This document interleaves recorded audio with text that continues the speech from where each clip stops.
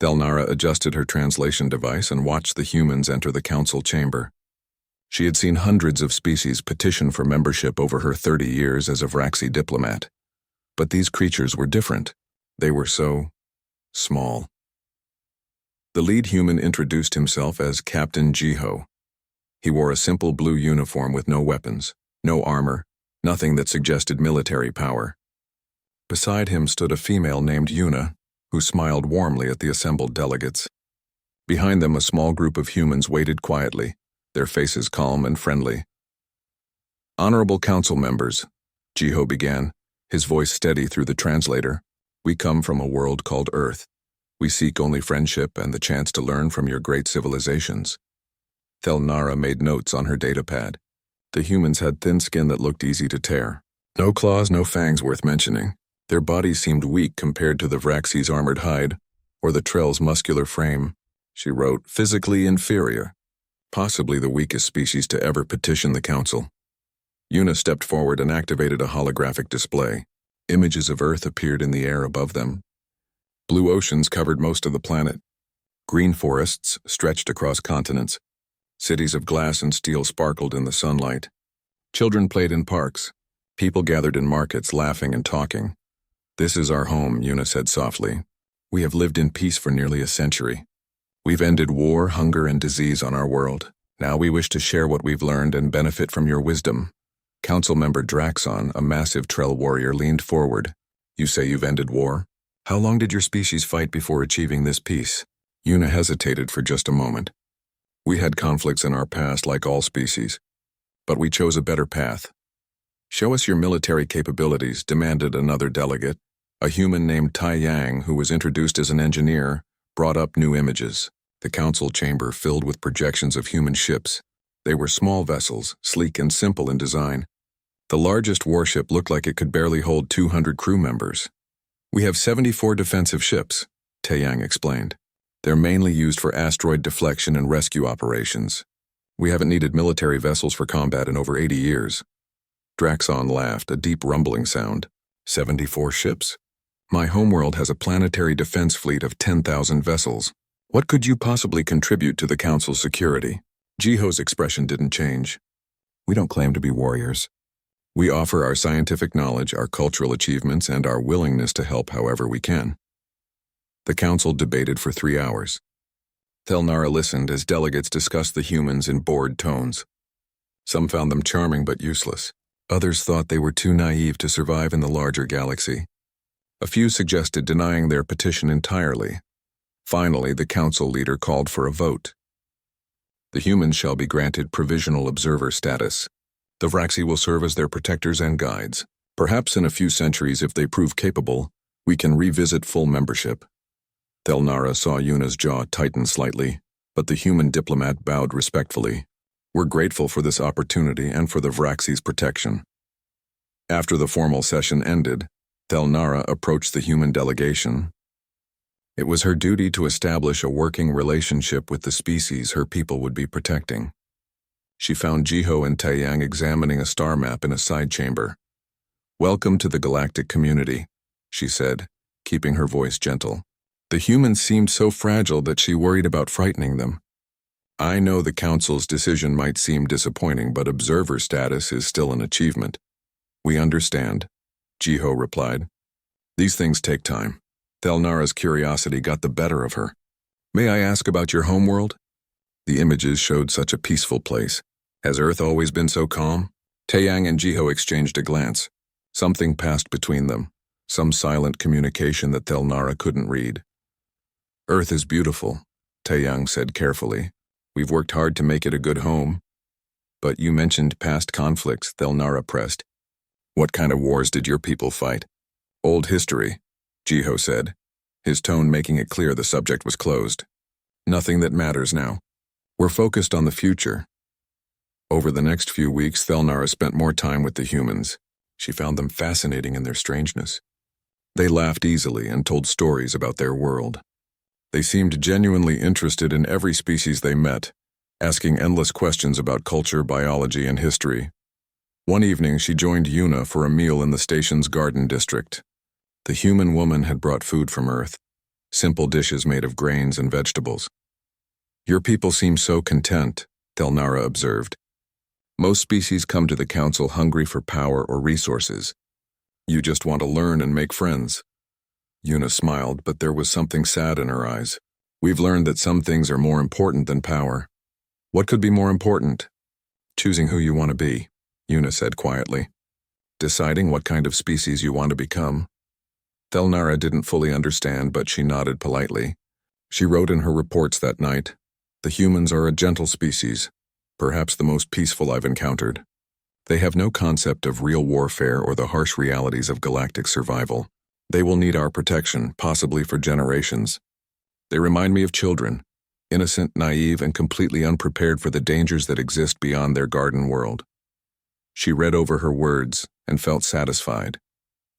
The assessment was fair and accurate.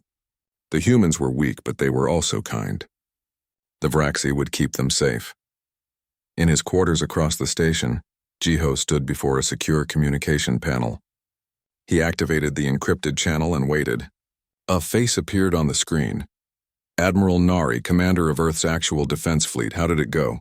Nari asked. "They believe we're harmless," Jiho reported. "Observer status granted. The Vraxi will be our assigned protectors." Nari nodded slowly. "Good. The longer they underestimate us, the longer we have to build our position here." "Did anyone suspect?" "No." Yuna played her part perfectly. Taeyang kept the ship's specifications vague. "They think our 74 patrol ships are our entire fleet. And the rest? The defense stations? The weapon systems?" "They never asked the right questions," Jiho said. "They saw what they expected to see. A weak species from a peaceful world."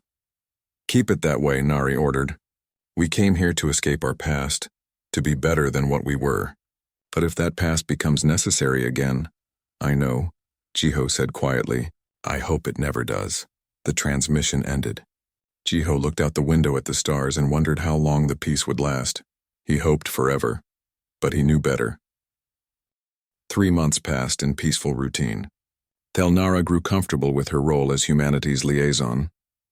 The humans were polite, grateful for guidance, and eager to learn. Everything was going exactly as expected. Then the emergency beacon sounded.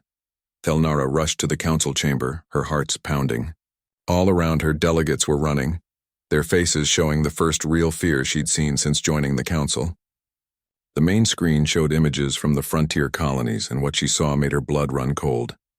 Ships. No, they weren't ships. They were organic things, massive and twisted like diseased organs floating through space. They moved in swarms of hundreds, thousands. Wherever they went, colonies went dark. Communications cut off.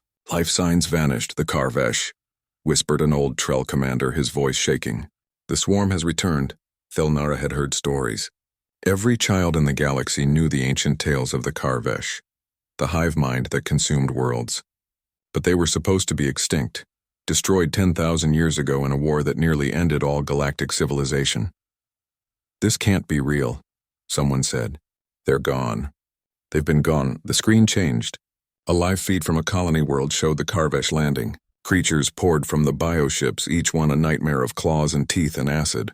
They moved with perfect coordination, a single mind controlling billions of bodies. The colonists didn't stand a chance.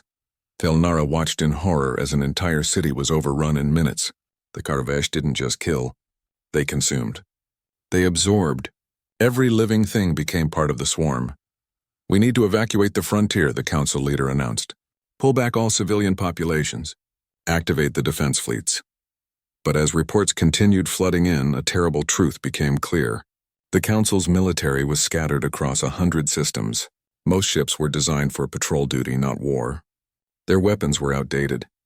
Their tactics were ancient, unused for centuries. The galaxy had been at peace for so long that it had forgotten how to fight. Within 2 weeks, 12 colony worlds fell silent. Among them were 3 Vraxi settlements. Thelnara received messages from her homeworld, family members asking if she was safe, if the military was coming to save them. She had no answers to give. The council met in emergency session every day. Delegates shouted at each other, blamed each other, proposed plan after useless plan. Ships were mobilized, but they arrived too late. Fleets engaged the Karvesh and were torn apart. Nothing worked. On the 18th day, the human delegation requested permission to speak. Jiho stood before the council, his face grave. We would like to offer assistance. Our fleet is ready to mobilize. Several delegates actually laughed. Draxon shook his massive head. Your 74 patrol ships? What could they possibly accomplish? We're ready to help however we can, Jiho insisted. Behind him, a holographic figure appeared, Admiral Nari, broadcasting from somewhere in human space. She wore a military uniform that looked far more serious than anything Thelnara had seen humans wear before. Our ships are small, but our crews are trained, Nari said. We can run evacuations, provide support, assist in any way you need. The council leader waved a hand dismissively. We appreciate the gesture, truly. But this situation requires experienced warriors, not rescue crews. Please return to your space and defend your own worlds. That's the best way you can help. Thelnara watched Jiho's face. She expected disappointment, maybe fear. Instead, she saw something else. His jaw was set. His eyes were cold. His hands, which usually moved when he talked, were perfectly still. We understand, Jiho said quietly. Then he and the other humans left the chamber. Later that night, Thelnara found Yuna sitting alone in the station's observation deck. The human was staring out at the stars, her reflection ghostly in the glass. I'm sorry the council dismissed your offer, Thelnara said, sitting beside her. They're wrong to underestimate your people's courage. Yuna didn't look at her. They don't understand. Understand what? What we are. What we've been trying not to be. Yuna's voice was barely a whisper. We came here hoping we could leave it all behind. We wanted to be the people we showed you. Peaceful, gentle, focused on art and science. We wanted to be better. You are those things, Thelnara said gently. We are, Yuna agreed. But we're also something else. Something we buried deep and hoped we'd never need again. Before Thelnara could ask what she meant, alarms blared throughout the station. New reports came in. The Karvesh were moving faster than predicted. They had changed course. Instead of continuing through the frontier, they were heading straight for the heavily populated inner systems. The Talvorn worlds lay directly in their path. 3 billion people. 2 days until the swarm arrived, the council assembled immediately. They had one fleet in position, a Vraxi battle group of 200 ships. It wasn't enough. Everyone knew it wasn't enough. We need to evacuate, someone suggested. 3 billion people in 2 days. Impossible. Then we make our stand. We fight and die? The Karvesh will tear through us like they've torn through everything else. In the chaos of shouting and panic, no one noticed the human delegation leaving. No one paid attention as human ships began departing the station. By the time anyone realized what was happening, it was too late. The humans were gone. They ran, Draxon said with disgust. The cowards fled, but Thelnara wasn't so sure. She remembered Jiho's eyes. She remembered Yuna's words. Something felt wrong about this. She accessed the tracking systems and pulled up the human's trajectory. Her breath caught in her throat. They weren't running away from the Karvesh, they were heading straight toward them. No, she whispered. They're going to fight. Don't be ridiculous, the council leader said. They're too weak. They'll be slaughtered. Thelnara pulled up long-range scanners. What she saw made no sense. The human ships had been joined by others, many others. Where did they come from? The data showed dozens of vessels appearing from nowhere, as if they'd been hiding in the dark spaces between stars. That's not 74 ships, she said slowly. That's hundreds. Impossible. Where would they hide that many vessels? I don't know. But they're there. And they're... Thelnara zoomed in on the tactical display. They're positioning for battle. Real battle. These aren't evacuation patterns or support formations. This is a military deployment. The council chamber fell silent. Everyone stared at the screens. Jiho's voice came through on an open channel. Council members, this is Captain Jiho of the human fleet. We are engaging the Karvesh at the threshold. Please keep your forces back. We will handle this. You will handle this?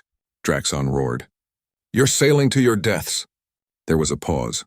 When Jiho spoke again, his voice was different, colder, harder. No, he said simply. We're not.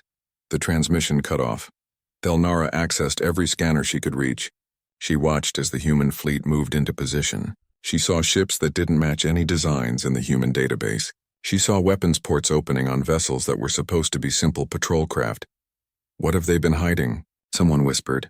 Thelnara thought about Yuna's sad smile, about Jiho's careful words, about how the humans never quite answered direct questions about their past. "I don't know," she said, "but I think we're about to find out." On the screens, the Karvesh swarm appeared. Thousands of bioships, a dark wave of death and hunger. The human fleet didn't retreat. They accelerated forward, and somewhere deep in her chest, Thelnara felt something she never expected to feel about the gentle humans. She felt afraid. Thelnara convinced the Vraxi military to let her join their observation ship. She needed to see this, needed to understand what the humans were doing. The journey to the threshold took 16 hours, and every minute felt like an eternity. When they arrived, the battle had already begun. Nothing could have prepared her for what she witnessed. The human ships moved like nothing she had ever seen. They didn't follow standard formation patterns. They flowed like water, like a school of predatory fish, each vessel knowing exactly where the others would be. Their weapons fired in perfect timing. No wasted shots, no hesitation. A Karvesh bioship, massive and covered in organic armor, moved to flank a small human destroyer. Thelnara expected the humans to retreat. Instead, the destroyer accelerated directly toward the bioship. At the last possible second, it rolled hard and fired its entire missile payload into the creature's soft underbelly. The explosion lit up space like a small sun. "Incredible," breathed the Vraxi captain beside her. "They're using pre-impact evasion tactics." That maneuver was suicidal. "But it worked," Thelnara whispered. On her screen, she watched a human cruiser take heavy damage. Its hull was breached, atmosphere venting into space. Any other species would have retreated to save the ship and crew. The human vessel turned and rammed straight into a cluster of Karvesh fighters. The explosion took out 17 enemy ships. "They're destroying their own vessels," someone said in shock. "Why would they?" "To save others," Thelnara realized. She checked the tactical display. That ramming attack had cleared the way for 3 transport ships carrying Talvorn refugees. "They're sacrificing themselves." A transmission came through from one of the human ships. "This is Commander Doyen. My weapons are offline and engines at 30%. I'm making a final run. It's been an honor." Thelnara watched as Doyen's ship, trailing fire and debris, aimed itself at the largest Karvesh vessel in the swarm, something the sensors identified as a queen ship. The cruiser's engines burned at maximum, pushing the damaged vessel faster and faster. The queen ship tried to turn away. Too slow, too late. Doyen's ship struck it dead center. For a moment, nothing happened. Then the queen ship split apart, its organic structure unable to withstand the impact. The explosion was so bright that Thelnara had to shield her eyes. When the light faded, the queen ship was gone. So were dozens of Karvesh vessels caught in the blast radius. "One ship," the Vraxi captain said in disbelief. "One damaged ship just killed a queen and her entire brood guard." But there was no time to process it. The battle continued. Human marines were already landing on the Talvorn colonies, places where the Karvesh had begun their invasion. Thelnara accessed the ground surveillance feeds. What she saw there was even worse. A squad of human soldiers led by someone named Sergeant Hana held a defensive position at a civilian shelter. The Karvesh came in waves, hundreds of creatures with claws that could tear through steel and acid that dissolved armor. Hana's squad fired without stopping. When their ammunition ran low, they used melee weapons. When those broke, they used their hands, their teeth, anything they could find. One Marine used a broken piece of railing as a spear. Another threw chunks of rubble at a creature's eyes. Thelnara watched a Karvesh warrior spray acid across Hana's arm. The sergeant's armor melted. Her skin burned. She screamed, but she didn't stop fighting. With one hand hanging useless at her side, she grabbed her rifle with the other and continued firing. "She needs medical attention," Thelnara said urgently. "Someone pull her back!" But no one did. Hana kept fighting. Her squad kept fighting. For 3 days they held that position. 3 days without sleep, without relief, without hope of reinforcement. They held because behind them were 5,000 Talvorn civilians. Families, children, people who couldn't fight. When relief forces finally arrived, only 11 of Hana's original 32 Marines were still alive. All 11 were wounded. None had retreated. The Karvesh ground forces were destroyed. Thelnara felt sick. She felt awed. She felt terrified.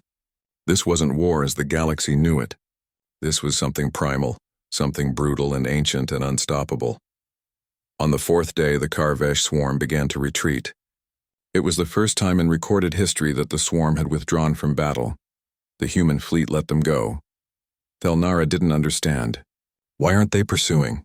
We could finish them. Look at the human casualties, the Vraxi captain said quietly. The numbers appeared on her screen. 42 ships destroyed, thousands dead. Nearly every surviving vessel was damaged.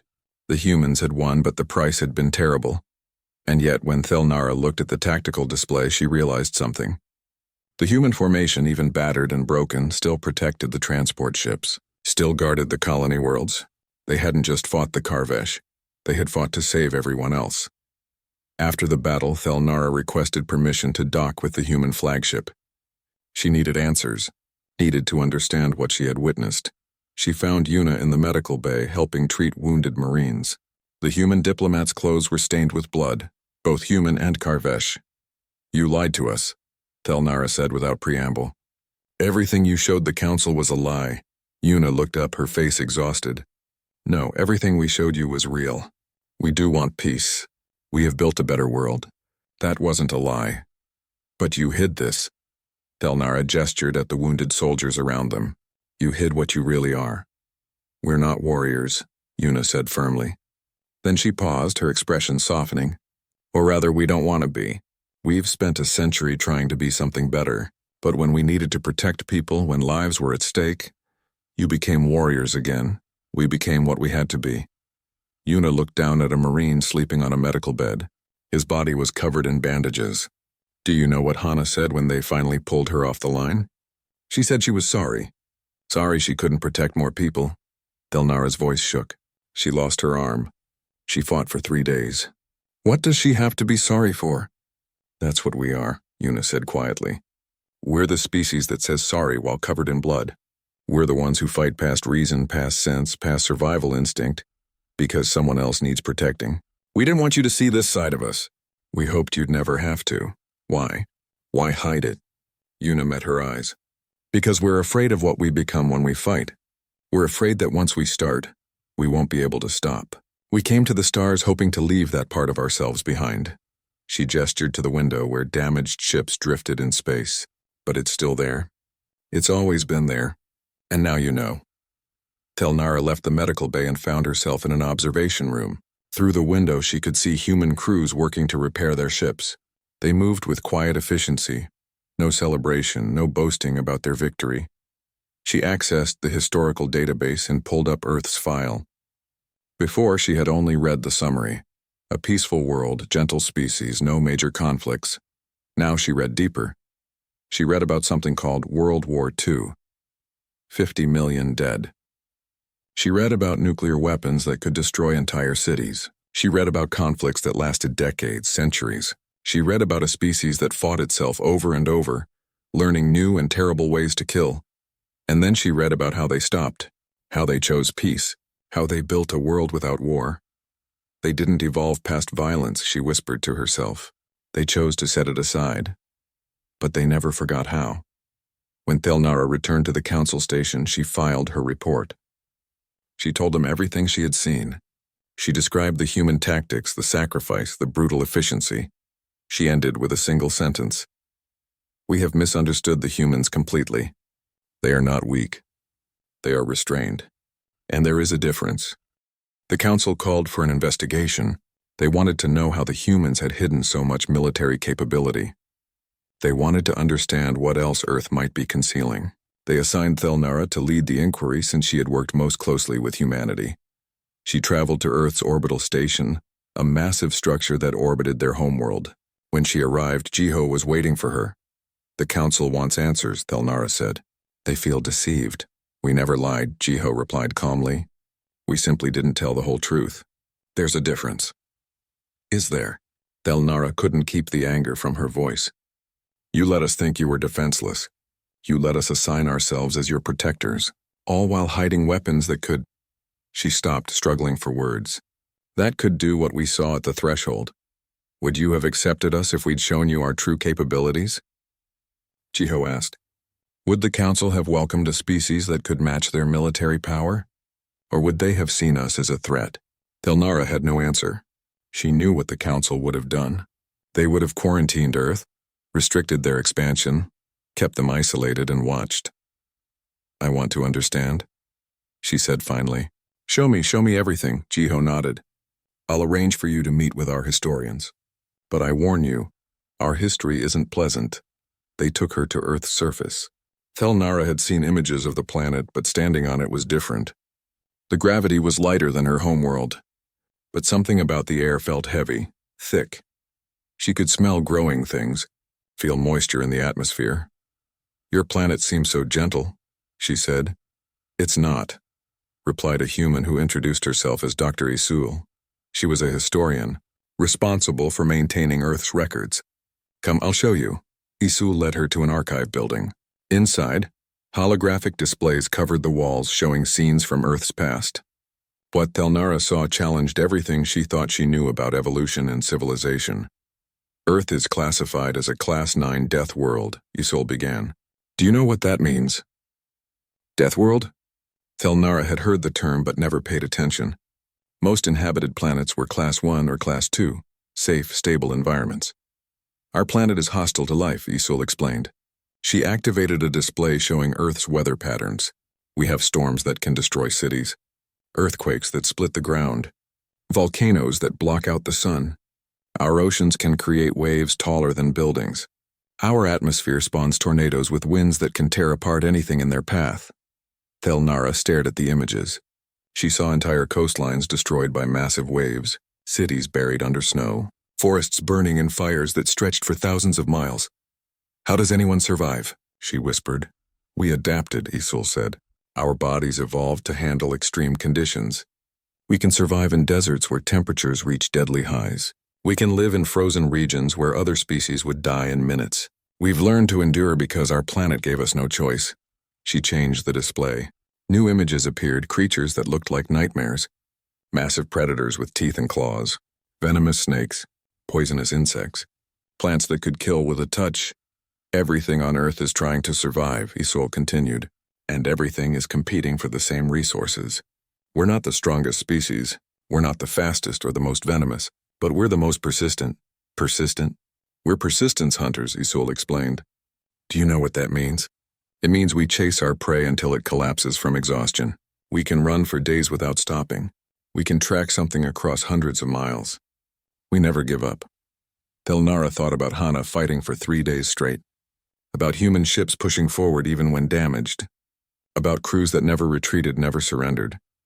"You evolved to never stop," she said slowly. "Exactly." Isul pulled up new images, these showing early humans. "And when the planet itself was trying to kill us, we learned to work together. To coordinate, to plan. We developed complex language, tool use, strategic thinking. Also, we could survive in a world designed to destroy us." The next display made Telnara's blood run cold. It showed human history, wars, conflicts, battles that stretched across continents and centuries. "This is what the Council needs to understand," Isul said, her voice heavy. "We didn't just fight our planet. We fought each other. For 10,000 years, we perfected the art of warfare." Telnara watched scenes of ancient battles, humans with primitive weapons slaughtering each other by the thousands. Then more advanced wars with guns and explosives. Then something called World War I, where millions died in trenches poisoned by gas, torn apart by artillery. 50 million dead in World War II, Isul narrated. Another 20 million in conflicts during the Cold War era. "We invented weapons that could destroy our entire planet. Nuclear missiles, biological agents, chemical weapons so terrible we banned them even during wartime." "Why?" Telnara asked. "Why fight so much? Why develop such horrible things? Resources, territory, ideology, religion, sometimes just because we could." Isol's expression was pained. "We're good at killing, Telnara. Better than any species in the galaxy. We've spent thousands of years learning how." A new person entered the archive, an engineer named Minho. He carried data pads filled with technical specifications. "You want to know about our military?" he asked. "I can show you." He pulled up designs for human weapons. Telnara recognized some from the battle at the threshold, but there were others. terrible things she couldn't imagine using. Railguns that fire projectiles at a fraction of light speed, Minho explained. Nuclear missiles with enough power to crack a moon. Electromagnetic pulses that can shut down any electronic system. Chemical weapons designed to target specific biology. We made some for the Karvesh in 3 days. 3 days. We're very good at making things that kill, Minho said flatly. We've had a lot of practice. Isol showed her more of Earth's history. The resource wars of the late 21st century. The nuclear exchange of 2089 that killed 2 billion people. The climate collapse that nearly ended civilization. We rebuilt 3 times, Isol said. 3 times we nearly destroyed ourselves. 3 times we came back. Because that's what humans do, we survive. No matter the cost. Then how? Thelnara struggled to understand. How did you become the peaceful people we met? How did you stop fighting? We chose to, Isol said simply. After the last war, after seeing what we'd done to our world and each other, we made a decision. We could keep being what we were. Warriors, killers, survivors at any cost. Or we could become something better. It took a century, Minho added. A century of hard work, of changing our culture, of choosing peace even when violence was easier. We dismantled most of our weapons. We turned our warships into rescue vessels. We focused on art, science, exploration. But you kept some weapons, Thelnara said. You kept your knowledge of warfare. We're not stupid, Minho replied. We knew the galaxy might not be peaceful. So yes, we kept defensive fleets. We maintained weapons and training. But we hoped, desperately hoped, we'd never need them again. Isul activated one final display. It showed the human delegation arriving at the council for the first time. Chiho smiling peacefully, Yuna presenting images of Earth's gardens and cities. That wasn't a lie, Isul said firmly. That's who we want to be. That's who we've worked so hard to become. We showed you our best selves because those are our true selves. The warriors you saw at the threshold, that's our past. A past we've tried to leave behind. But you can't leave it completely, Thelnara said. Can you? No, Isul admitted. It's part of us. It will always be part of us. We're peaceful despite being warriors, not because we never were. And when we saw the Karvesh, when we saw what they would do to billions of innocent people, she trailed off. You couldn't let it happen, Thelnara finished. We couldn't let it happen, Isul agreed. So we became what we needed to be. We unleashed the part of ourselves we've tried to restrain, and now you know what we really are. Thelnara stood in silence, processing everything she'd learned. Earth wasn't a garden world. It was a nightmare that shaped the deadliest species in the galaxy. Humans weren't gentle by nature. They were gentle by choice, a choice they made every single day. What will you tell the council? Isil asked. The truth, Thelnara said, that we've been fools, that we judged you by your kindness and never looked deeper, that humanity is both more peaceful and more dangerous than anyone realized. She looked at the historian. You scare me now. You know that? I know, Isul said sadly. We scare ourselves sometimes. But answer me this. Knowing what you know now, would you rather face the Karvesh without us or with us? Thelnara thought about the battle at the threshold. About 5,000 Talvorn civilians who were alive because Hana and her squad refused to break. About billions of people saved because humans chose to fight. With you, she said quietly. Always with you. I just wish you didn't have to be what you are. So do we, Isul replied. So do we. The Karvesh didn't stay gone. After their defeat at the threshold, they retreated to rebuild. Intelligence reports tracked them back to a cluster of dead systems on the galaxy's edge. Their breeding grounds, where queens spawned new warriors by the millions. The council knew what had to be done. If the Karvesh were allowed to recover, they would return stronger. The only option was to attack their homeworld cluster and eliminate the threat permanently. It would require the largest military fleet ever assembled. Every council species contributed ships, weapons, soldiers. The Vraxi sent their entire battle fleet. The Trell deployed their legendary war spheres. Even the peaceful Narvan contributed their advanced shield technology. And humanity volunteered to lead the assault. Absolutely not, Council Member Draxon argued. The humans have proven themselves capable, yes, but they're still a young species. Let experienced commanders handle this. Jiho stood before the council, his expression neutral. With respect, our tactics worked at the threshold. We understand how to fight the Karvesh. Let us do what we do best. The council debated for hours.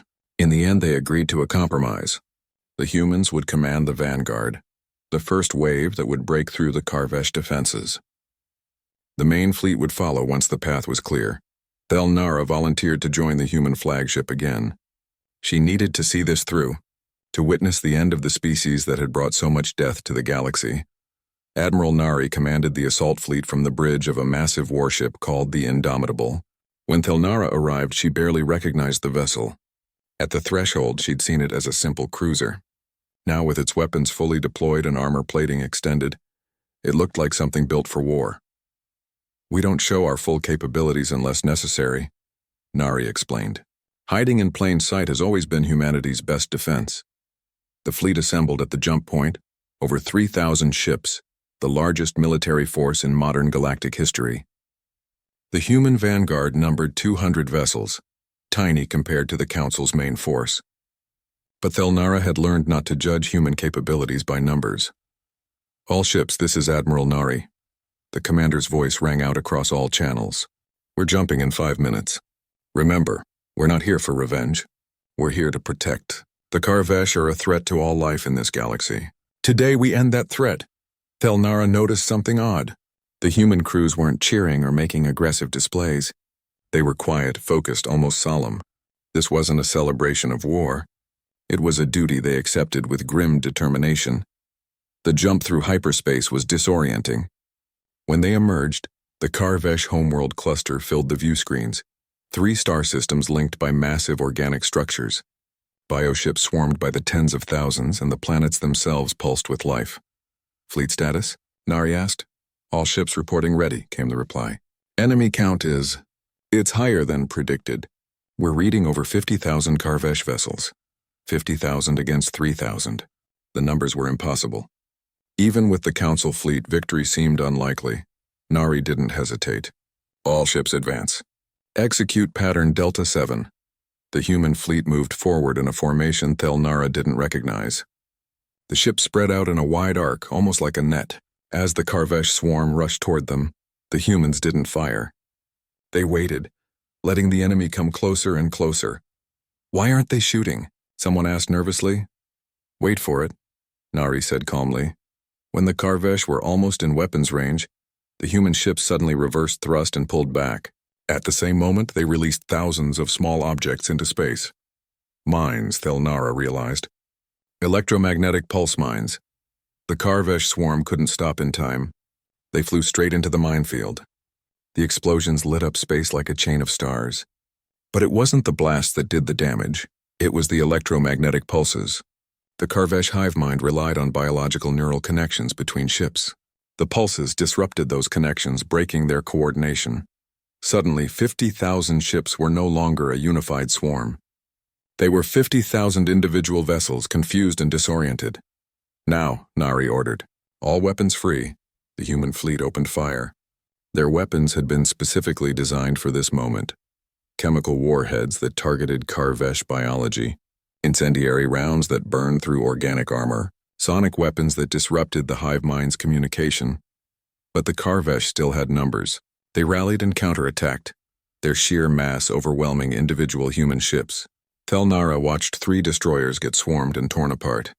A cruiser took heavy damage and began to list, but continued firing until its ammunition was gone. "Taeyang," Nari called out. "Status on the orbital defenses?" A hologram of Taeyang appeared on screen. He was planetside somehow, coordinating a ground assault. "The defense structures are heavily fortified. We'll need the main fleet to take them out." "Negative," Nari replied. "The Council fleet can't advance until we clear the swarm. We need another option." Taeyang was quiet for a moment. Then, "I have an idea. It's not a good one. Tell me. The Queen World has active volcanoes. If we trigger eruptions in the right places, we could destabilize the planet's defenses. But someone would need to get close enough to place the charges. Very close." "Do it," Nari ordered without hesitation. Thelnara watched as Taeyang led a team of engineers down to the planet's surface. They flew through storms of organic defenders, through acid rain and explosive spores. 2 of their ships were destroyed before they reached the surface. The survivors pressed on. On the bridge, the battle continued. A Karvesh queen ship, larger than anything at the threshold, moved toward the human fleet. Its size was terrifying, big enough to swallow 3 cruisers whole. "I've got it," said a voice over the comm. Commander Doyen's brother, piloting a bomber loaded with nuclear warheads. Before anyone could stop him, he dove straight toward the Queen ship. "Negative, negative," Nari shouted. "Pull back!" "Too late, Admiral. Tell my family I'm sorry I can't make it to my daughter's graduation." The bomber penetrated the Queen ship's defenses and detonated its entire payload inside the creature. The explosion was so powerful it sent shockwaves through space. The Queen ship died, taking dozens of human and Karvesh vessels with it. On the surface, Taeyang's team reached the volcano sites. Thelnara watched through drone feeds as they placed massive explosive charges into the volcanic vents. The Karvesh ground forces overwhelmed them before they could escape. She saw Taeyang and his team make their last stand, fighting to buy time for the charges to arm. "Charges are set," Taeyang transmitted. His voice was calm despite the sounds of fighting in the background. "Detonating in 30 seconds. It's been an honor. Taeyang, get out of there." Nari's voice cracked for the first time. "No time, Admiral. Take care of them. Take care of everyone." The transmission cut off. The charges detonated. The planet's surface erupted as multiple volcanoes exploded simultaneously. The orbital defense structures built into the planet's crust crumbled and fell. Massive debris fields spread through space, creating chaos in the Karvesh formations. "Council fleet," Nari transmitted, her voice steady again. "The path is clear. Advance and finish this." The main galactic fleet surged forward. With their defenses broken and coordination shattered, the Karvesh couldn't mount an effective resistance. The battle lasted another 6 hours, but the outcome was decided. The Karvesh homeworld cluster was destroyed. The species was broken, scattered into fragments that would take centuries to recover, if ever. The humans had lost 40% of their vanguard fleet. Thousands of crew members, engineers, soldiers, commanders, all gone. In the aftermath, as rescue operations began, Thelnara found Nari standing alone in the observation deck. The Admiral was staring at the destroyed planet, her face expressionless. "You won," Thelnara said quietly. "Did we?" Nari asked. "Look at the price.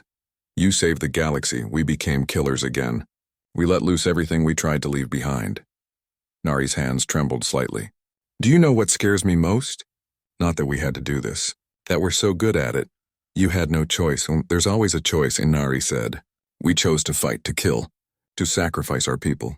We're good at making those choices. That's what terrifies me." Back at the council station, the full assembly met to honor the human fleet. The chamber was packed with delegates from every member species. When Jiho entered representing humanity, the entire council stood in respect. The council leader spoke. "We misjudged your species. We saw weakness where there was strength. We saw gentleness where there was restraint. Humanity has proven itself not just as warriors, but as protectors. We owe you a debt that can never be repaid." "We don't want debts," Jiho replied. "We want peace. We want to be the people we showed you when we first arrived. We want to build, create, explore, not fight."